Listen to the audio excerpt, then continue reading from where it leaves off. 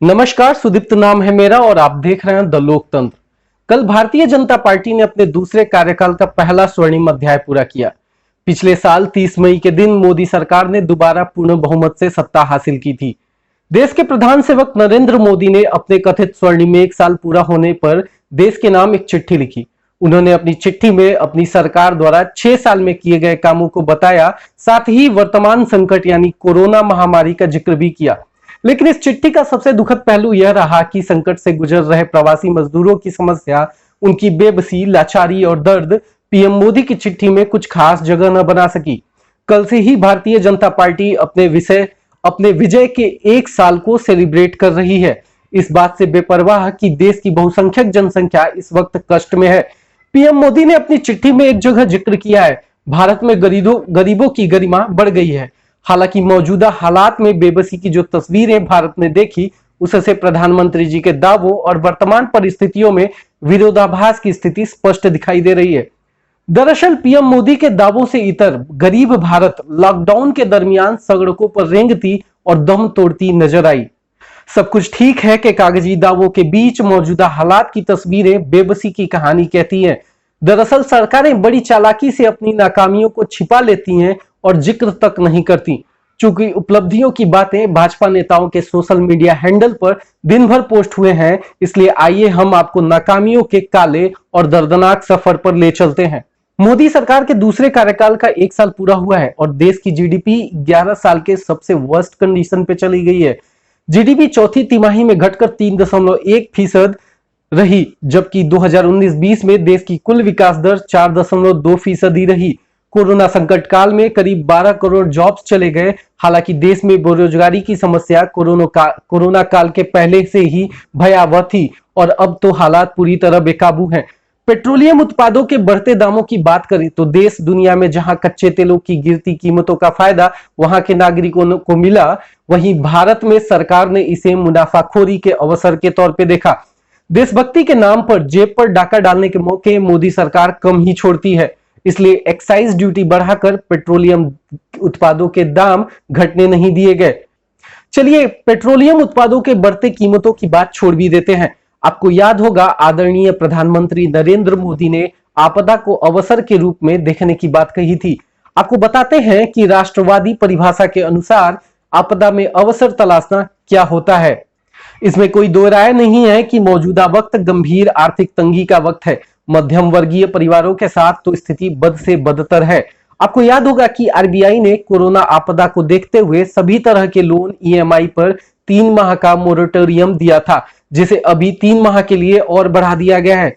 हालांकि इस राहत के पीछे का गणित आपके वित्तीय मैनेजमेंट के गणित को पूरी तरह बिगाड़ कर रख देने वाला है, क्योंकि बैंकों द्वारा आपको दिया गया मोरेटोरियम दरअसल आपके लिए घाटे का सौदा है।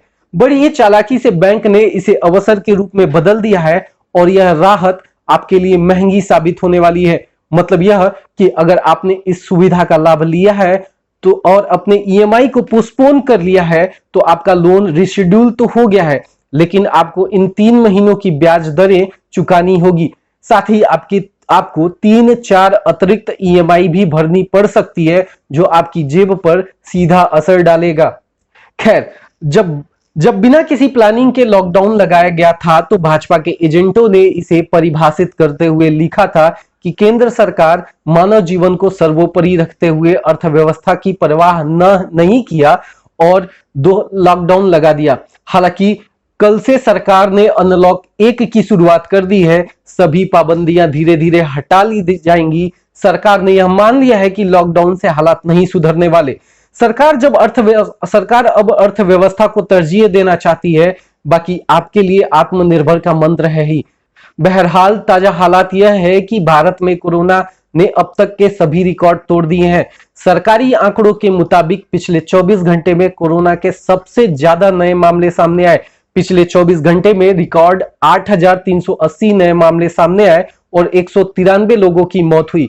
भारत कोरोना मरीजों के मामले में विश्व में 9वें नंबर पर आ गया है। तेजी से बढ़ती मौतों के मामले में भी भारत विश्व में 5वें स्थान पर है। ट्विटर बोट्स और फर्जी वोट्स के मुताबिक भले ही 90% लोग मोदी सरकार के कोरोना के संदर्भ में की जा रही तैयारियों से संतुष्ट हों, लेकिन लगातार बढ़ते आंकड़े सभी रिपोर्टों को कटघरे में खड़ी करती है। बहरहाल नाकामियों की यह स्याह तस्वीर सरकार और सरकार के झंडाबरदारों को नहीं दिखेंगी, क्योंकि इनकी आंखों में नारंगी पट्टी जो बधी है। बाकी 20 लाख करोड़ के कथित राहत पैकेज का जिक्र भी इसलिए जरूरी नहीं है क्योंकि कैलकुलेटिव रूप में उसमें राहत जैसी बात कहीं नजर नहीं आई। आपदा को अवसर के रूप में देखने में अपने पीएम मोदी भी पीछे नहीं रहे। लोगों से पीएम केयर्स में खूब चंदा जमा कराया, जबकि यह एक पब्लिक अथॉरिटी की संस्था नहीं है, ऐसा आरटीआई के माध्यम से जवाब पीएमओ ने दिया है। आरटीआई के तहत पीएम केयर्स फंड के गठन और इसके संचालन के संबंध में जानकारी मांगी गई थी। इसमें फंड से जुड़े पत्राचारों की प्रति, फंड में प्राप्त हुए कुल अनुदान, इस फंड से खर्च की गई राशि और उन कार्यों का विवरण जिसमें पैसे खर्च किए गए हैं, ये सभी सूचनाएं मांगी गई थी। हालांकि पीएमओ के केंद्रीय जन सूचना अधिकारी परवीन कुमार ने 30 दिन के भीतर जवाब देने के प्रावधान का उल्लंघन किया और काफी देरी से जवाब भेजते हुए जानकारी देने से भी मना कर दिया।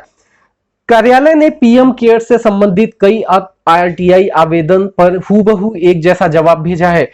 29 मई को भेजे जवाब में कुमार ने लिखा, पीएम केयर्स आरटीआई एक्ट 2005 की धारा 2H के तहत पब्लिक अथॉरिटी नहीं है। हालांकि पीएम केयर्स से जुड़ी संबंधित जानकारी pmcares.gov.in वेबसाइट पर देखी जा सकती है। खैर, प्रधानमंत्री नरेंद्र मोदी के 6 साल के कार्यकाल में पॉलिटिकल एजेंडे ज्यादा साधे गए हैं और पूंजीपति मित्रों का भरपूर ख्याल रखा गया है। अंत्योदय के नाम पर गरीबों से ठगी हुई है और मध्यम परिवारों का खून चूसने का लाइसेंस उद्योगों और बाजारों को दिया गया है। हालांकि 370 हटाने और राम मंदिर निर्माण का रास्ता साफ होने जैसे कुछ बड़े और पुराने पेंडिंग काम भी निपटाए गए, जो भाजपा के एजेंडे में प्रथम वरीयता पे थी और देश की भावनाओं से जुड़ी हुई थी। लेकिन पहले साल के आखिर में कोरोना के नाम पर घोटाले भी पकड़े गए। कुल मिलाकर आप भले ही एक साल को गर्व से देखें और जश्न मनाएं, लेकिन मोदी सरकार का कार्यकाल देश के लिए उस काले अध्याय सरीखा है जो बहुत से परिवारों की आंसुओं से भीगा हुआ है। इसी के साथ मुझे इजाजत दीजिए। संवाद का सिलसिला आपसे निरंतर जारी रहेगा। नमस्कार।